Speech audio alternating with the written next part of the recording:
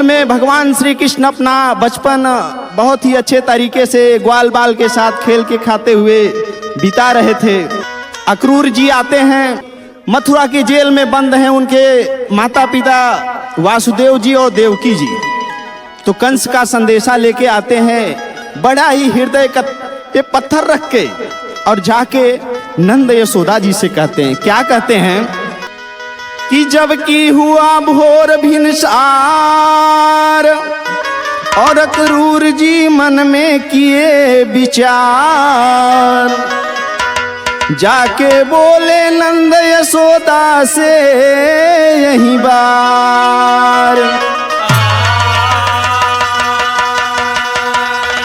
कहे रामा रामा रामा रामा रामा रामा समय के नहीं जाने दुनिया,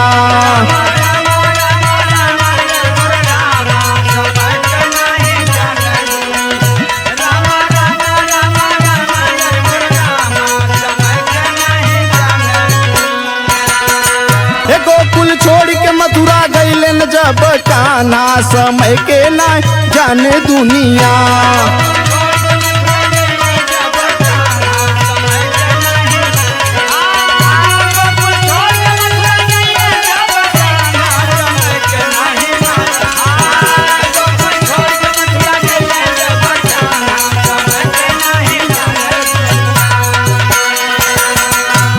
कहे भोर बवाए करूर जी आए, बोले बचन बिचारी जी, जहाँ पे रहे मात पिता अब देखे राह निहारी जी। सुनाए बाबा नंद यशोदा कान्हा भेज द मथुरा जी, कंस के खातिर आया बाबा तब हो छुटकारा हो।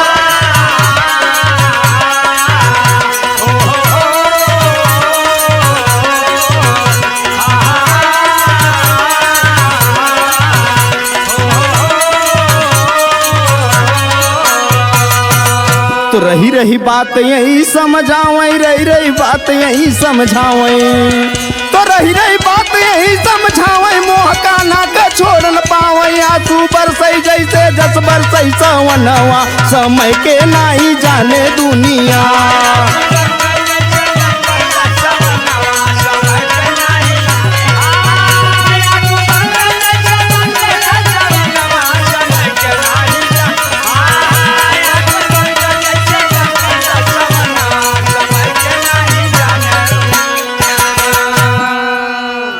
जैसे ही ये संदेशा जब महतारी और बाप को मिलता है कि भैया ये कान्हा जी आप इतने ही समय के लिए मतलब इस धरा पे, जैसे गोकुल के धरा पे आपके पास आए थे, बाकी इनके वास्तविक माता पिता देवकी जी और वासुदेव जी हैं। तो जैसे महतारी का और बाप का जैसे ही कलेजा निकाल के सामने रख दो वैसे ही तड़पने लगा।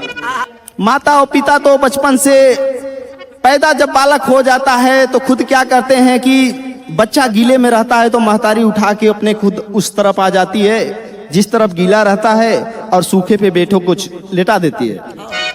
लेकिन माँ की महिमा को, इस करुण वेदना को आज मैं बताते हुए अपने हृदय में मेरा भी दिल और आंख आंसू से भर जाता है। कैसे माँ रुदन करती है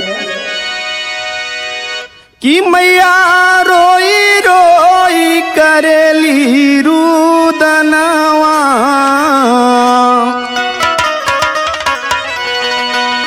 कि मैया रोई रोई करेली रुदनवा, नयनवा से नीरा बहे।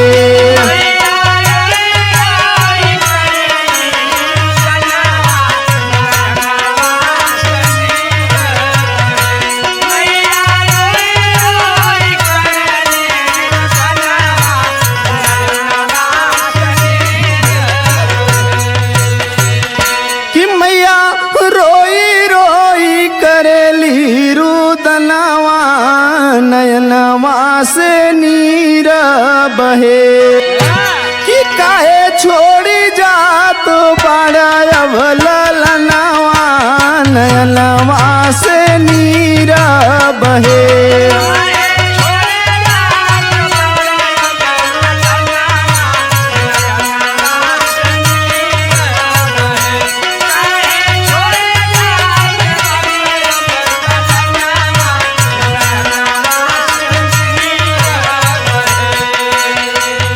नंद बाबा की तरफ देख के महतारी कह रही है कि ए बाबा झूठा होई गा हमारो सपनावा होना।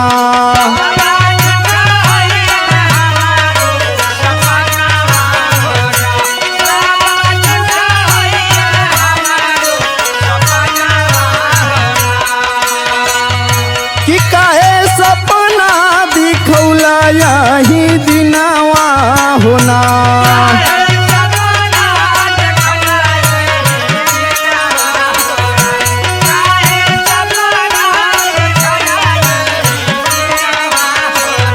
हे लाल तोहरे बिना नहीं लगे मनावा होना।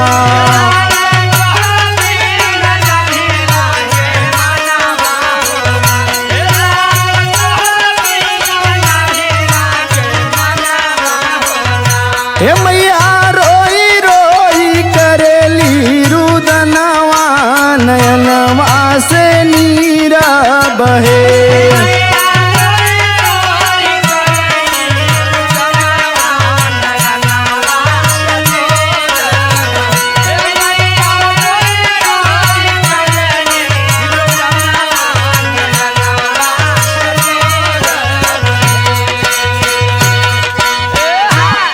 महतारी और बाप का दीन दशा देखकर भगवान श्री कृष्ण से रहा नहीं गया, तो कहते हैं हे माता पिता, इस जीवन में बालक तो पैदा हो जाता है, कोई शिशु अवस्था में ही खत्म हो जाता है, तो कोई जवान होके तो कोई वृद्धा अवस्था तक जाता है। ये समय का फेर है। आज आपके साथ सौभाग्य लिखा था, पता नहीं जन्म जन्मांतर से किसके साथ लिखा है, लेकिन एक हम आपको वचन देंगे मैया कि जीवन में कहीं भी हमारी लीलाओं का ज्ञान होगा, कोई कुछ भी कहेगा, लेकिन अगर किसी के जुबान पे अगर वो नाम आएगा तो बोलेंगे कि ये नंद यशोदा का लल्ला ही है। बाद में भले ही दुनिया जानेगी कि इनके असली माता पिता तो देवकी और वासुदेव थे, लेकिन दुनिया तुम्हें नंद यशोदा का लाल ही जानेगी। सुनो क्या कहते हैं कि सुना ना मैया मना मोर कहनवा होना।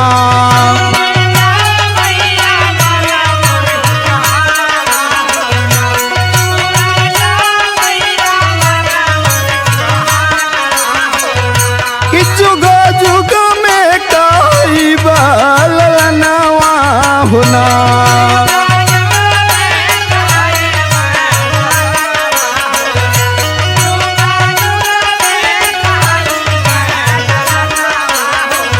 हे बाबा जनी रोवा मना मोर कहनवा नयनवा से नीरा बहे।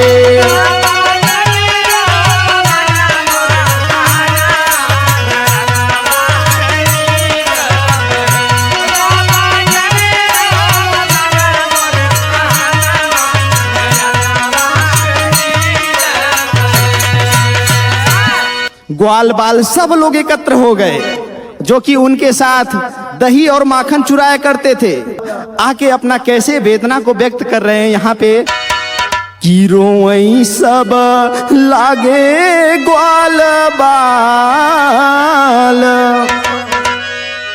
कि रोई सब लागे ग्वाल बाल, कान्हा छोड़ी चले मथुरा नगरी।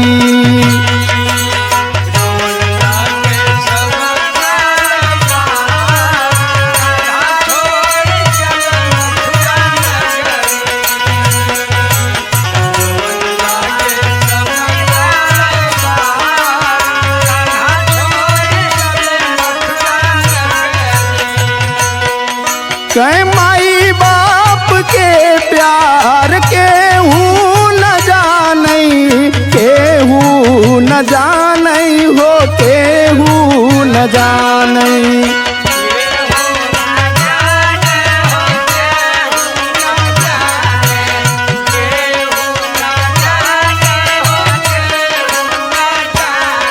कहीं माई बाप के प्यार केहू न जानई हो, केहू न जानई।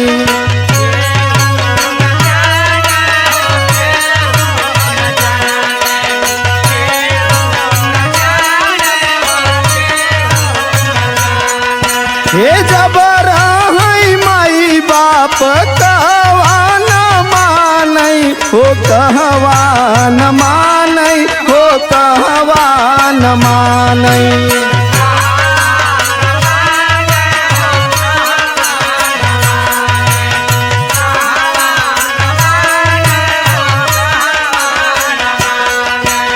देखी देखी देखी देखी रोई यशोदा माय, कान्हा छोड़ी चलई मथुरा नगरी।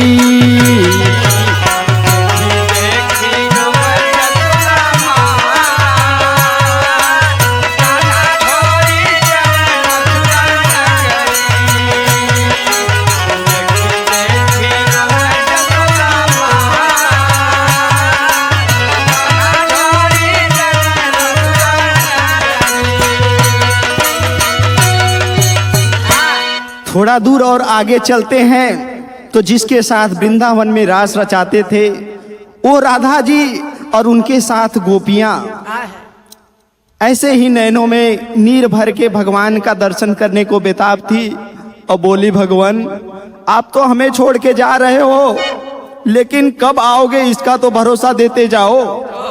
तो भगवान ने क्या, पगली जो हमारे दिल में रहता है उसके लिए तो हर जगह मतलब तुम मेरे साथ हो, इसमें भरोसा की क्या बात है।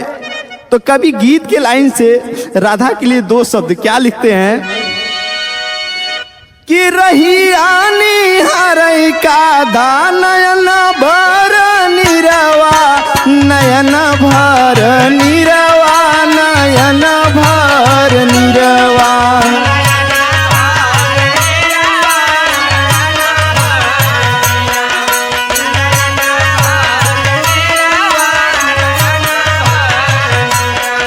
हे कान्हा छोड़ी जिनी जा, तू धैला तानी धीरवा, हो धैला तानी धीरवा, हो धैला तानी धीरवा।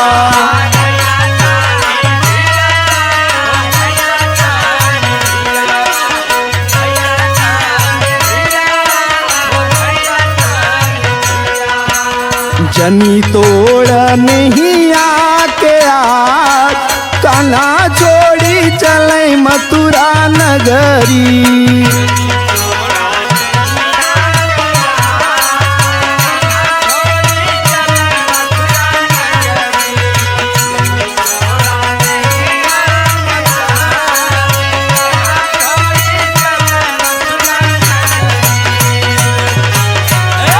लास्ट में कभी इस गीत के माध्यम से उस करुण भाव को कैसे दर्शा रहे हैं भगवान श्री कृष्ण। कहते हैं भैया ये संसार बड़ा ही मतलब फैला हुआ माया के जाल में इतना ग्रसित है कि काम क्रोध मोह लोभ सारे विकारों से घिरा हुआ है, लेकिन आप लोग का ये प्रेम और भाव देख के मन तो नहीं कर रहा है कि इस धरा को छोड़ के चला जाऊं, लेकिन अगर मैं यहीं तक सीमित रह गया तो वो जो मथुरा में क्रूर अत्याचारी है, वो जो लाखों दुखियों को इतने गरीबों को सता रहा है, उसका अंत कैसे होगा। तो कहते हैं कि हमारा भरोसा है कि हम आप लोग से हमेशा मिलेंगे और हर वक्त आपके पास रहेंगे। कैसे कि कान्हा का भरोसा बाटई, सुनी लाए राधा, सुनी लाए राधा, हो सुनी लाए राधा।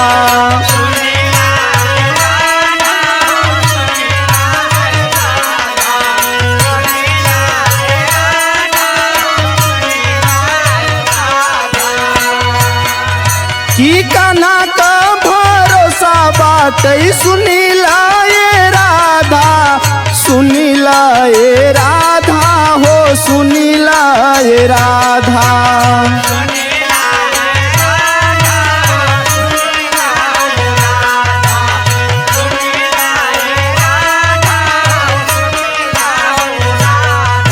हे रही हाई सादस था नाम आधा आधा, हो नाम आधा आधा, हो नाम आधा आधा।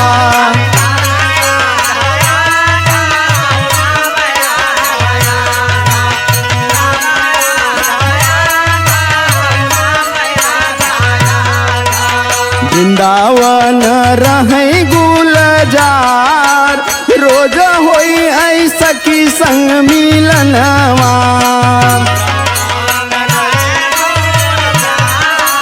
रोज होई आई सखी संग मिलनवा, अजय कहाँ